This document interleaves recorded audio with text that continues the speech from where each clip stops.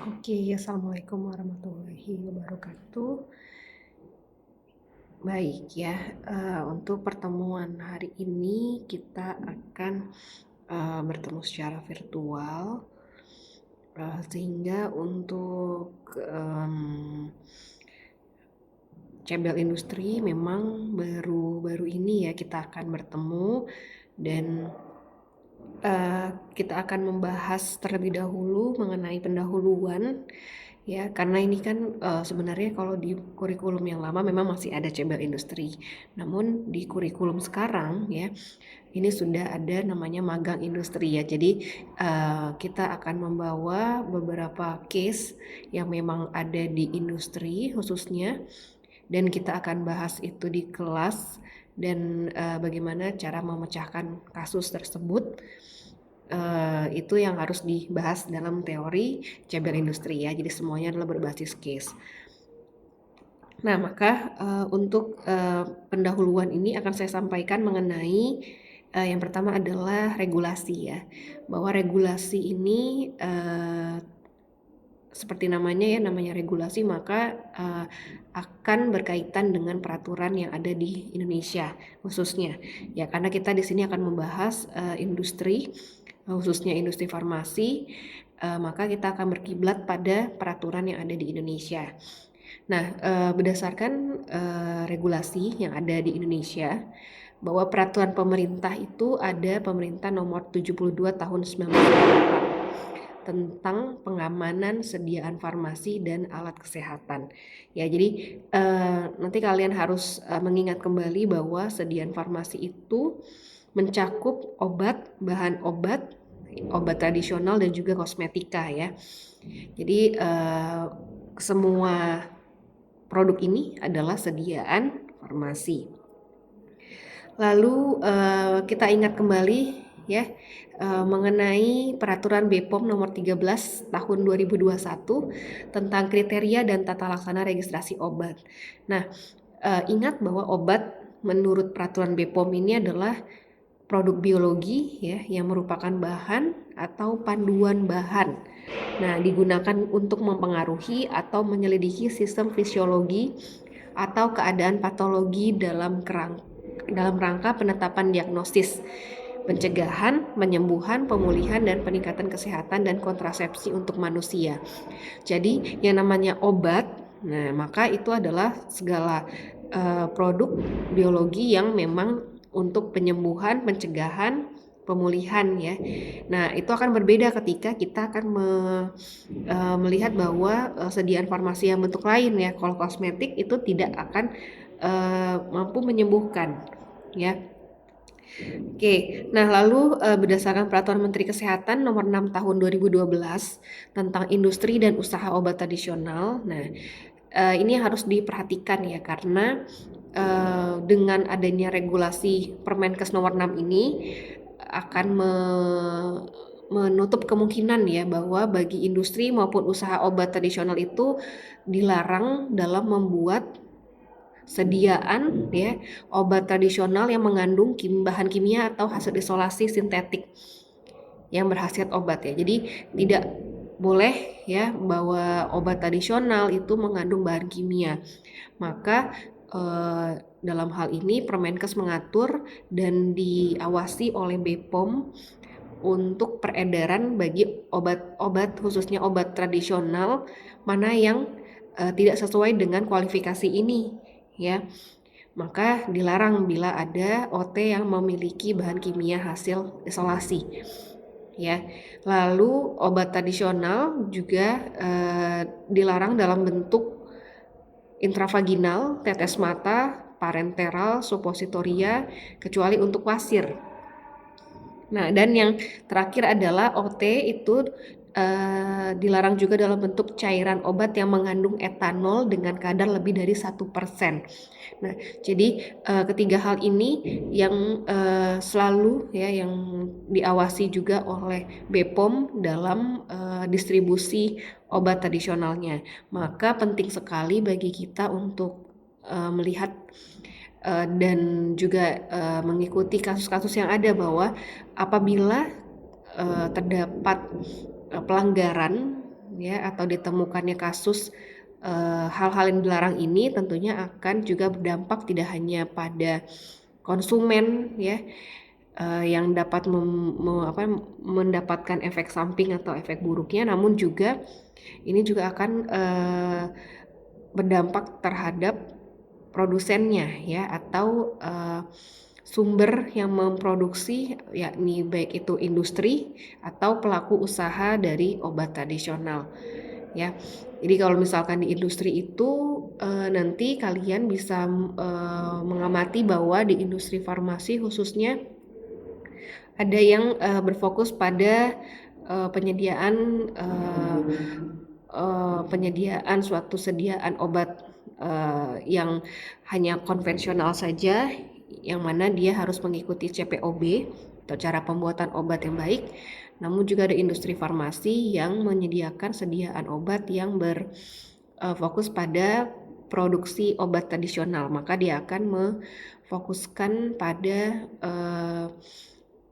cara pembuatan obat tradisional yang baik ya. Jadi regulasi-regulasi tersebutlah yang harus diperhatikan bagi industri dan juga pelaku usaha obat tradisional.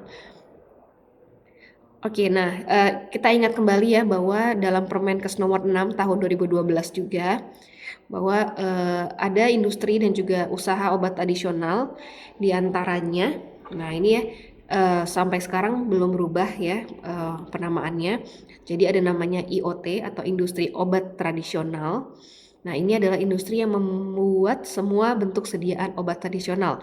Jadi tidak ada pengecualian bagi IoT untuk memproduksi hanya tablet atau kapsul ya. Nah lalu selanjutnya adalah industri ekstrak bahan alam. Nah IEBA ini adalah industri yang khusus membuat sediaan dalam bentuk ekstrak sebagai produk akhir. Maka produk akhirnya adalah ekstrak yang terstandarisasi. Nah, selanjutnya adalah industri usaha kecil obat tradisional atau disingkat dengan UKOT.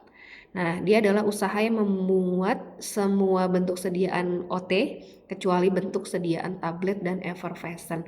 Nah, jadi kalau untuk UKOT boleh memproduksi sediaan kecuali bentuk tablet dan effervescent. Ya. Dan terakhir adalah UMOT atau usaha mikro obat tradisional. Nah, dia hanya boleh membuat sediaan OT dalam bentuk param, tapel, pilis, cairan obat luar dan juga rajangan. Jadi tidak diperkenankan untuk membuat sediaan selain ini. Gitu. Oke, nah lalu ada juga usaha jamu racikan. Nah, ya usaha jamu racikan ini yang dipasarkan oleh depot jamu ya atau sejenisnya yang dimiliki perorangan dengan melakukan pencampuran. Nah, sediaan ini baik berupa sediaan jadi atau sediaan segar obat tradisional untuk dijajakan langsung kepada konsumen. Ya, jadi kalau yang lihat di depot-depot jamu itu adalah sediaan berupa sediaan segar ataupun sudah sediaan dalam bentuk serbuk umumnya. Lalu yang terakhir, nah ini adalah usaha jamu gendong ya. Ini adalah usaha perorangan dengan menggunakan bahan OT dalam bentuk cairan yang dibuat segar. Nah, tujuannya untuk dijajakan langsung kepada konsumen.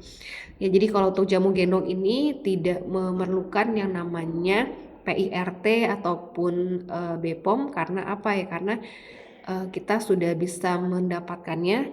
Dia setiap hari dibuat secara segar ya atau baru sehingga di sini dapat langsung dijajakan kepada konsumen. Nah, dan ya kalian bisa mengakses ya beberapa peraturan terkait industri farmasi di dalam slide ini, nanti bisa diakses secara bersama. Yang harus diperhatikan adalah beberapa regulasi terkait pendaftaran obat tradisional, lalu hal apa saja yang dibutuhkan dalam memenuhi proses registrasi obat tradisional. Nah, dan CPOTB-nya ya. Nah, itu untuk industri farmasi yang menyediakan obat tradisional, dan juga bagi obat yang konvensional itu harus mengingat kembali apa itu CPOB, aspek apa saja yang ada pada CPOB, karena itu akan akan pasti dilaksanakan selama proses produksi obat tersebut. Ya, jadi pedoman tersebut yang harus dipahami ya. Oke, kita akan lanjut ke industri farmasi di Indonesia. Nah, ini adalah outline-nya ya. Jadi penting untuk memahami bahwa industri farmasi Indonesia itu sejarahnya seperti apa, bagaimana struktur pasar farmasi di Indonesia ya, beberapa contoh perusahaan yang sudah ada dan sudah besar di Indonesia, bagaimana cara mereka untuk memasok ya, bidang produksinya seperti apa, atau bidang research and development-nya seperti apa, hingga bisa memproduksi obat-obat maupun sediaan farmasi yang berkualitas. Oke, nah dari slide ini kita bisa lihat ya bahwa proses produksi, pengecekan kualitas atau quality control, quality assurance, hingga produk tersebut dihasilkan sesuai dengan standar yang berlaku, itu adalah proses yang panjang ya. Dalam meriset formula yang tepat, formula yang bisa memiliki bioavailabilitas yang baik, tentunya itu juga prosesnya panjang. Nah, berikut ini adalah gambaran umum ya bahwa industri farmasi di Indonesia itu merupakan sektor penting yang mencakup proses produksi dan juga distribusi obat, baik untuk produk kesehatan dan produk yang mampu meningkatkan seperti kecantikan gitu ya. Jadi baik untuk memenuhi kesehatan ataupun menjaga kesehatan tubuh ya. Dan pentingnya industri ini nggak hanya menyediakan obat-obatan esensial ya, atau yang paling dibutuhkan ya, tapi juga berkontribusi pada peningkatan kualitas kesehatan masyarakat. Nah, kontribusi terhadap perekonomian ini akan memberikan kontribusi yang signifikan terhadap pendapatan domestik bruto, lapangan kerja, dan juga investasi. Nah, maka dari itu pada akhirnya akan berdampak terhadap perekonomian di negara.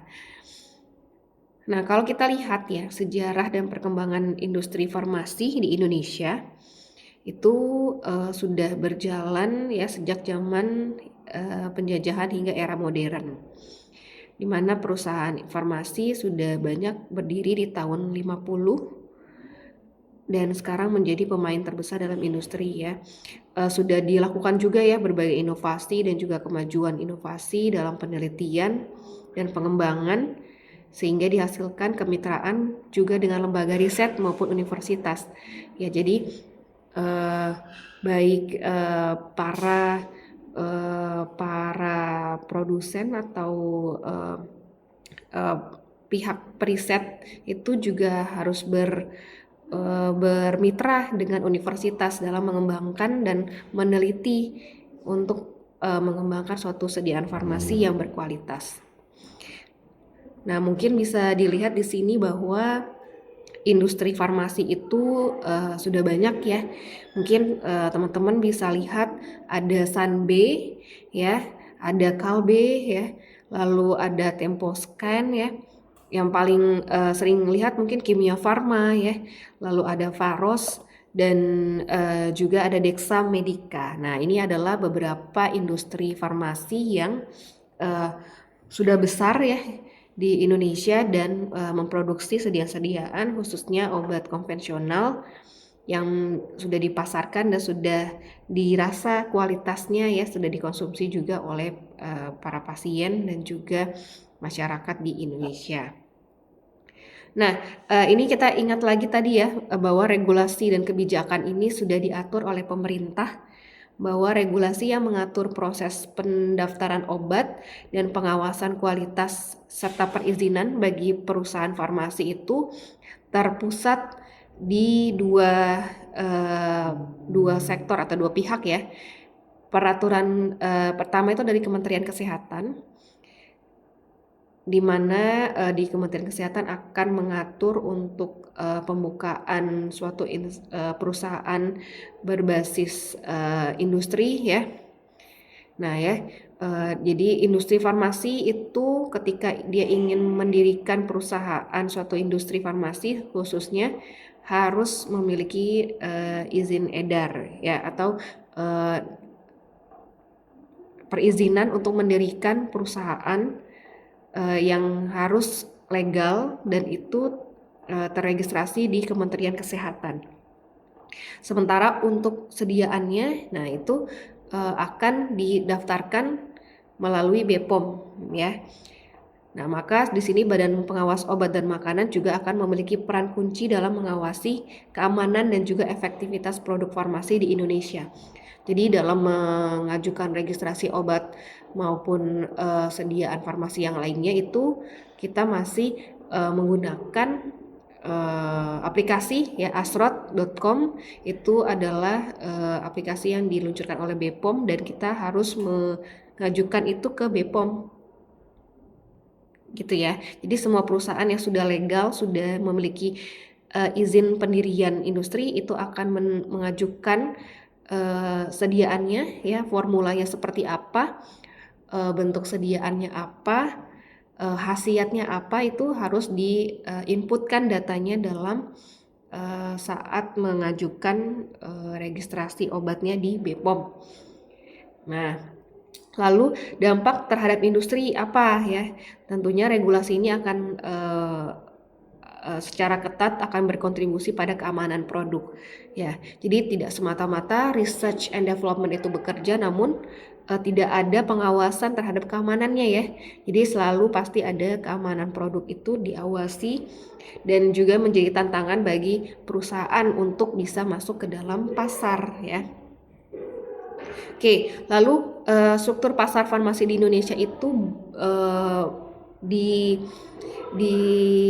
dikuasai oleh beberapa produk ya. Nah, jadi sebenarnya segmentasi pasarnya itu akan terbagi tergantung pada produk yang dihasilkan ya. Ada obat generik, paten dan juga produk kesehatan. Dan pemain utama ya atau perusahaan-perusahaan besar inilah yang banyak mendominasi pasar. Dan tentunya pangsa pasar pun itu atau sebagai konsumen di sini ya akan menganalisis ya produk apa yang mereka bisa beli ya berdasarkan harganya, berdasarkan khasiat yang diberikan ya. Tentunya ini juga akan menjadi kondisi persaingan yang terjadi ya di struktur pasar farmasi ya. Nah, lalu bagaimana dengan proses research and development-nya? Nah, tentunya namanya research adalah penelitian, dan penelitian ini harus dilakukan secara mendalam.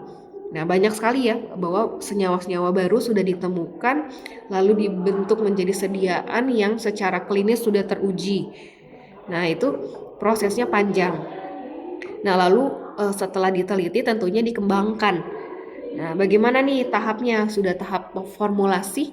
Apakah sudah tahap diuji bioavailabilitasnya atau sampai sudah ke tahap klinis? Ya, kalau sudah klinis biasanya akan dikembangkan yang tadinya hanya skala lab akan menjadi skala produksi ya, jadi lebih besar lagi.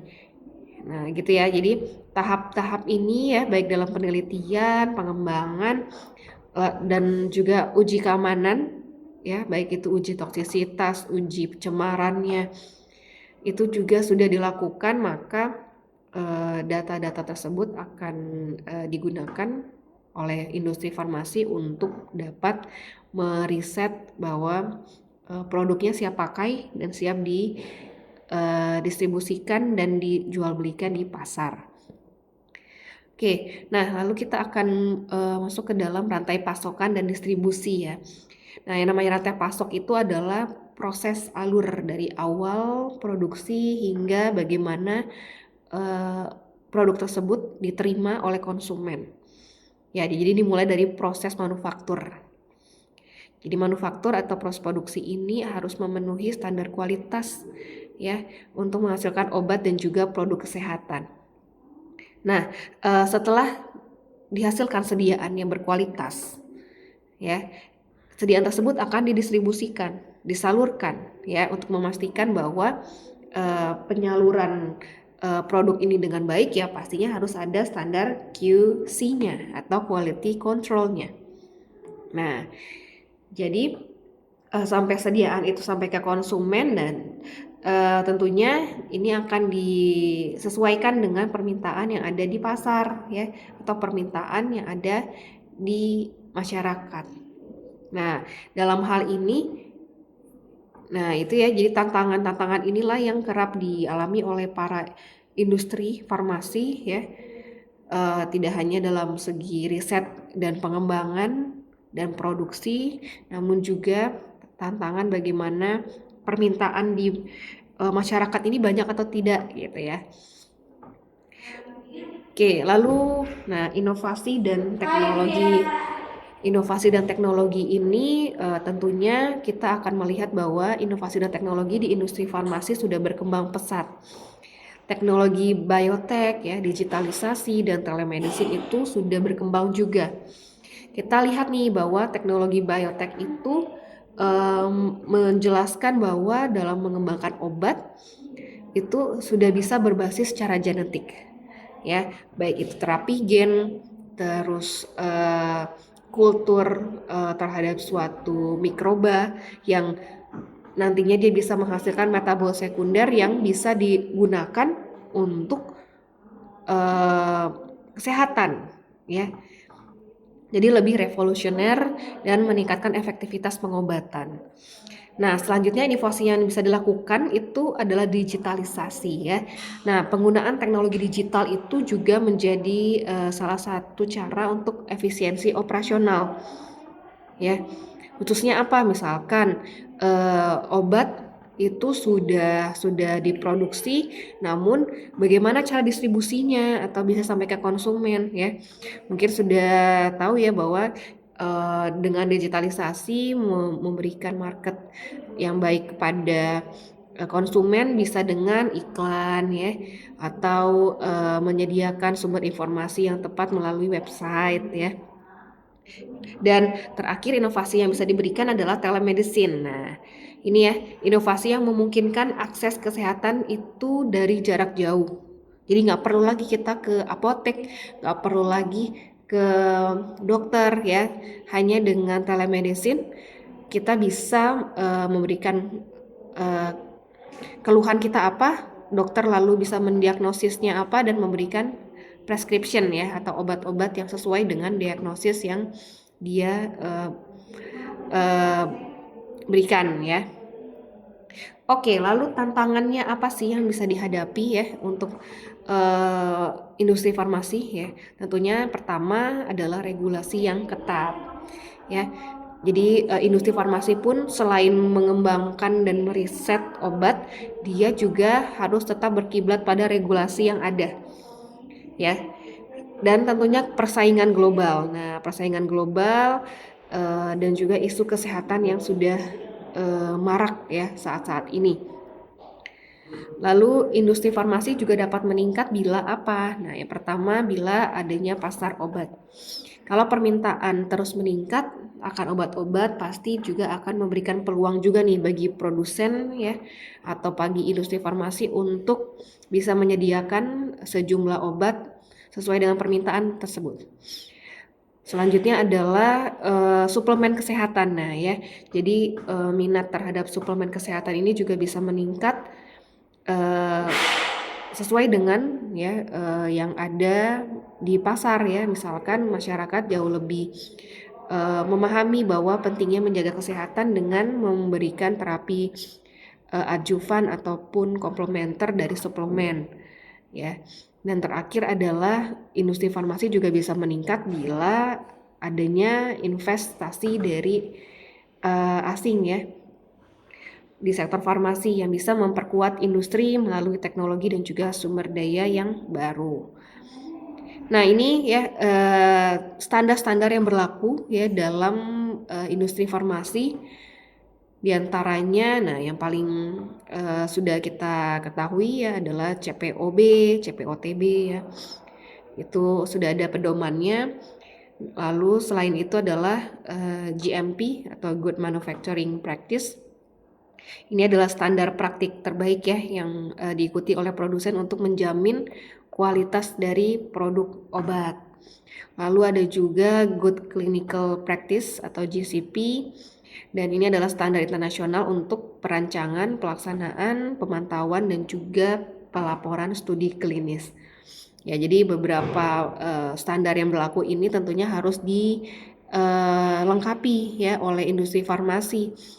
Dan mereka biasanya sudah punya guideline khusus ya ataupun SOP yang memang harus dilaksanakan dalam proses produksi, dalam proses penjagaan kualitas, dan hingga akhirnya kualitasnya tetap terjamin dan sampai kepada konsumen.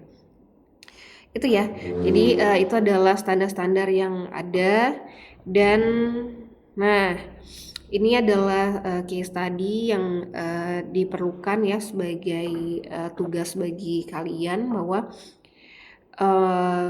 kita akan memahami dari suatu industri farmasi itu kalau kita juga punya profil perusahaannya secara jelas ya. Jadi silakan nanti teman-teman bisa memberikan satu atau membawa satu profil perusahaan ya. Di sana bisa dianalisis nanti organisasi perusahaannya seperti apa. Dia berada di sektor untuk memproduksi obat apa, obat tradisional kah, obat konvensional kah, atau seperti apa. Lalu bagaimana sih strategi yang diberikan oleh perusahaan tersebut ya, baik dari inovasinya, kolaborasinya ya yang dilakukan oleh perusahaan tersebut sehingga dia bisa mampu bertahan ya selama ini di industri farmasi. Nah, lalu yang terakhir adalah bisa disampaikan juga hasil yang dicapai oleh perusahaan tersebut ya. Misalkan produknya apa nih? Misalkan contohnya adalah perusahaannya PT Sido Muncul misalkan. Nah, kalau Sido Muncul itu akan memproduksi apa aja sediaan yang sudah ada ya. Lalu profil yang lengkapnya seperti apa ya. Lalu sejauh ini inovasi apa yang sudah mereka lakukan ya terhadap perkembangan riset dan juga produk yang sudah ada, nanti tolong disampaikan. Nah, jadi silakan ini dibuatkan di dalam Word ya, di PDF kan, dan tolong dideskripsikan ya perusahaan tersebut berikut juga dengan produk dan inovasi yang sudah dibuat ya. Nah, itu ya, jadinya itu adalah case-nya. Dan satu lagi adalah Excel ya mengenai PPIC ya, product and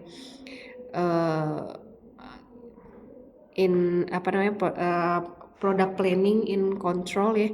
Jadi PPIC dan QC ini nanti akan disajikan dalam bentuk perhitungan, nanti akan menyusul ya. Jadi itu aja untuk case-nya.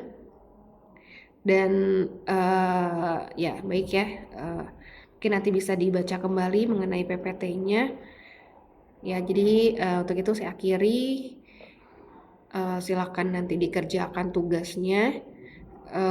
Minggu depan kita akan bahas dan masuk kembali di PPIC dan QC ya, bagaimana cara menghitung